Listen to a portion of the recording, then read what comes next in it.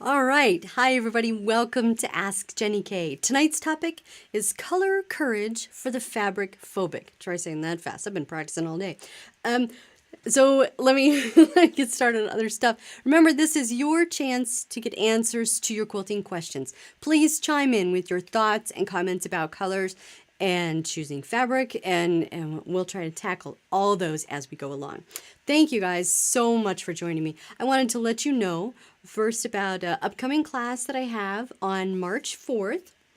It's Flowers in the Window, and I know I've showed you the quilt before, but it's a Flowers in the Window. It's a color workshop. So it includes lots of stuff about color. I'm going to share a couple of those things today, but if you're interested in more of that and you're in the Denver area, be sure to check that out. Come and join me for class. I'd love to have you there. If your guild or your bee is also looking for something for a class, hey, I travel. So just let me know. I would love to come and teach you this stuff. Color is my favorite topic with quilting. I love it. I love it. All right. So, and you can get more information and you can contact me. Go through my website, jennykquilts.com. If you visit my website, new subscribers get a free pattern called How Many Circles. So be sure to check that out. I wanted to point out a couple more things, one more thing to you guys before we really get into this. Have you seen this stuff? This is cork. This is cork fabric. No kidding. It's actual cork. There's a little bit of fabric fused to the back. It's sewable. It's usable. I can't wait to get started. I got these from Sew Sweetness. Sarah Lawson. So thanks, Sarah Lawson. This is awesome. I got those from you. I can't wait to use them, and I will share with you guys when I do and what I use them for, and it's going to be really cool. And there's tons of colors. Tons of colors. Oh, I'm so excited. All right. So now, on with the topic. Color courage for the fabric phobic. Answer yes or no to the following questions. Do you fear selecting fabric for your quilts? Do you purchase a kit because you hate picking out the fabric? Do you feel you will never get the fabric quite right like those other quilters? Then you, my friend, might be fabric phobic. I hear you. But I will help you out. I have 2 solid methods that I want to share with you. Practical things that you can try when you put your first quilt together. When you work on your next project, whatever it is. Now, I believe that for some people, color selection and the way they look at color and can put things together is intuitive, kind of just born with it like a natural gift. But like I said, I'm going to share with you 2 methods that will help you next time you're going to do it. You got to free yourself from the kit and learn lots of other stuff so you can go in there with confidence and courage, because you can do it. All right, so the first thing that we need to think about when we're selecting a quilt, this is the first method that I want you to try. The first step we take for this method is we choose a focal fabric. Now, just for the example, this is the fabric I've picked, okay? This is my focal fabric or my inspiration fabric. You don't have to use it in your quilt. It can just be what inspires you or what will match perfectly, or colors that just make your heart go, oh, I love that. And be sure you love that. Do you know what I'm saying? I want to see.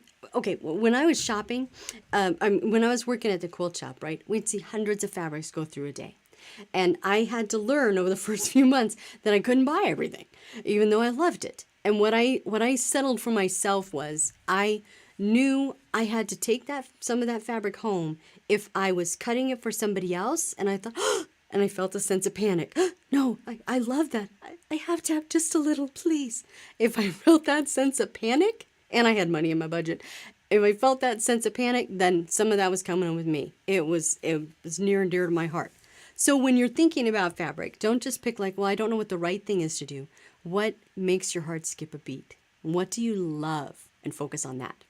All right, so we have our focal fabric. The next thing you do, the first method I want you to try after you've selected your focal fabric has to do with registration marks. Think of them as the training wheels to your project. They help you get started, okay? Now, registration marks, you can see several there. It shows all the different dyes that are included in the fabric.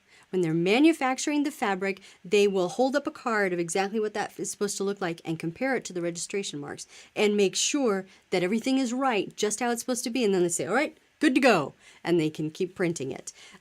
So that shows you every color that's in that quilt. Now, if you look at the, we can look closely at the bottom one that I showed on the list there. That's the registration marks that I used for my quilt I Spy Moo. Okay, I focused on the grays, the greens, the yellow, and aqua. And so you can see I have the thing right here. And this is a quilt, I Spy Moo, that came from that. And you can see where this was my inspiration fabric, okay? And there's greens, yellows, a little bit of yellows there, and the aquas, and plenty of green and grays in there. That made this quilt come together and made it all work because I used the registration marks, the colors from the registration marks when I picked out the fabric. That's your first trick, okay? You go in there, get your fabric, and then use the registration marks. You don't have to pick everyone on there. You don't have to pick every color on there, just go for an assortment. So now, the other thing that you can do if you want to move a little bit beyond the registration marks, right? We take the focal fabric, and I still do this today when I'm picking stuff out.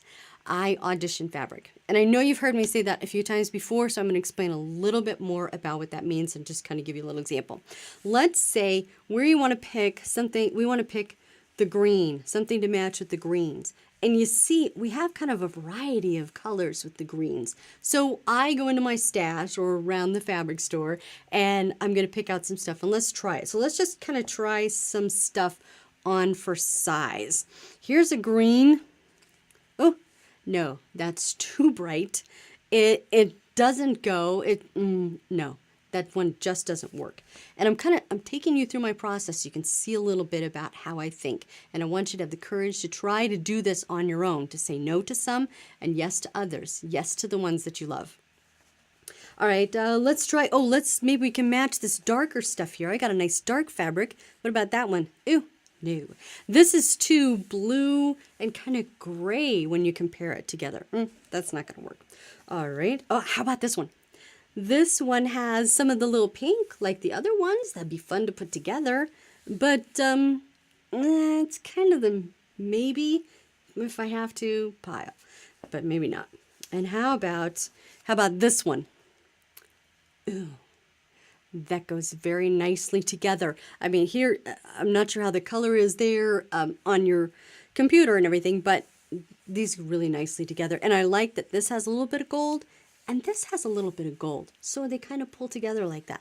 That's what I mean by auditioning fabric, putting them side by side and saying yes, maybe, and no. Sometimes you have to throw in a fabric to say, I do not want to go that direction, but I do want to go this way. Sometimes you need something to decide like that. Now, a few points to think about when you are auditioning fabric. One, you want to select across the color spectrum. You want to move from lights to darks that will match with your colors. If you notice in the color workshop class, I have a flow there that shows me going from lights to darks in several different colors. That is a clue that will help you make a really vibrant quilt if you're varying the colors from light to dark.